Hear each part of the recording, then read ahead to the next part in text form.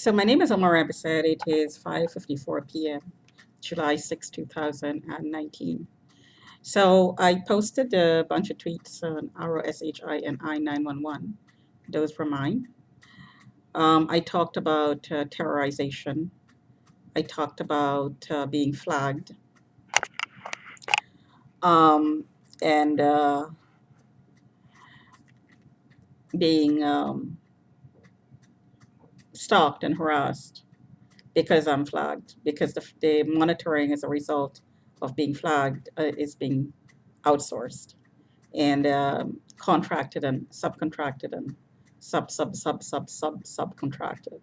So essentially, just about anyone can take part in the monitoring, which is really stalking and spying. So I tweeted about the terrorization that results from this whole process and how it's covered up by non-disclosure. Um, because it is an experiment and because it's a covertly run program, there's never meant to be any disclosure. However, there's a lot of crimes that is committed as a result of the monitoring, as a result of the flagging, and some of these are crimes because they're not disclosed, which makes them fraud, basically. Um, the process of going to court and getting writs or warrants for 15 years running is targeting, obviously, and harassment, using the legal process to harass, using the court system to harass. And this has been going on in this building for at least 10 years that I'm aware of. So the court system is being used to harass me in the building. And because I'm flagged and the gangs are involved in the subcontracting and subcontracting in the surveillance, so gangs are after me. So every ethnic group that has the contract have their own ethnically based gangs. And these gangs are taking part in the monitoring, which is really stalking, and being terrorized as a result. What's interesting is because these gangs are also informants and are providing misinformation, because the information that is being provided to the cops who are running this program are lies based on setups, frames, instigated situations, because they're supposed to instigate situations and lie about what's going on. They just need an incident to report on. So they create the incident and then they twist everything around to artificially criminalize, to provide misinformation, to get the person mentally committed, and to incite anger and violence. So this is the goal of the informant's agenda. This is what their agenda is. This is what they're aiming for. So a disposal at the end because I'm a target. So this whole thing is terrorization. It's all terrorization. So I heard outside the window that there is an app to gang stalk me, gang track me. I'm sure there probably is. I have no doubt that there is. So if there is an app, then obviously the trackers, the stalkers have it on your cell phone. It's not going to be very hard to track it down. If somebody has the app to track me, then they're stalking. It's that simple. But these things are not going to be investigated because they're not meant to be investigated. They're meant to be to be to be used, and they're never going to be. The whole idea of it being openly done is the knowledge, having the knowledge by the stalkers that it's not going to be investigated. It's going to be covered up. The idea is I'm turned out as a target and anything could be done against me and it's going to be covered up because it's all fixed. It's all fixed. So, obviously, I say obviously, it It should be obvious, I should say. I'm not a prostitute, so of course I don't solicit. Goes, it follows. If I'm not a prostitute, I don't solicit. However, because of all the lies circulated about me in these reports that is being made public, people's perception of me is going to be that I'm a prostitute because I've been registered up so many times with this suspicion and these claims that I'm soliciting. So if I go anywhere and I talk to anybody, male or female, I heard I'm bisexual. Uh, I'm not. Um, then the idea is I'm selling myself or I'm over friendly and I'm leading up to solicitation. So this is how the terrorization continues. So yesterday I was in Home Depot and I was mobbed and there was a lot of Indian people. So I'm assuming that the contract is with some Indian person or persons. Or if the contract is distributed, then one of the person is Indian. So the ethnic background,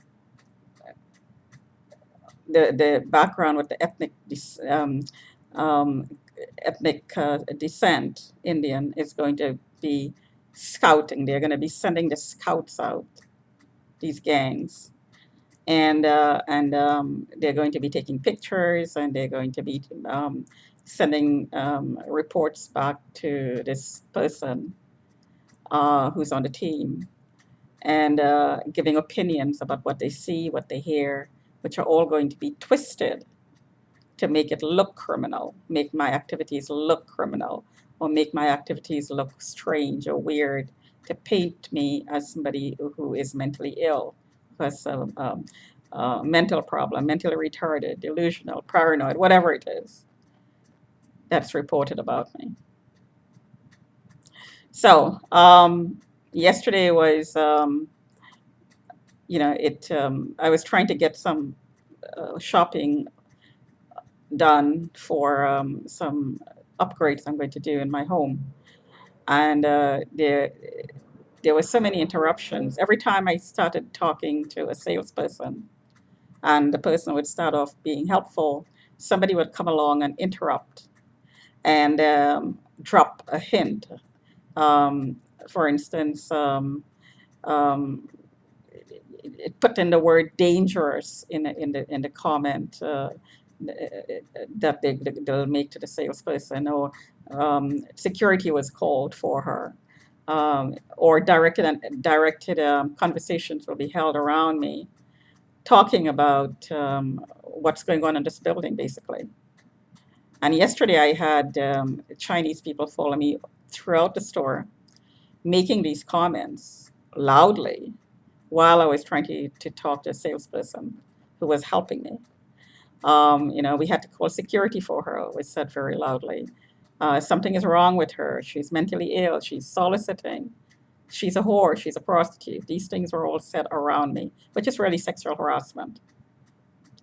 I went to the bathroom, and as soon as I stepped out the bathroom, a Chinese guy who was really scruffy looking crossed my path from the men's washroom, which was just opposite to the women's.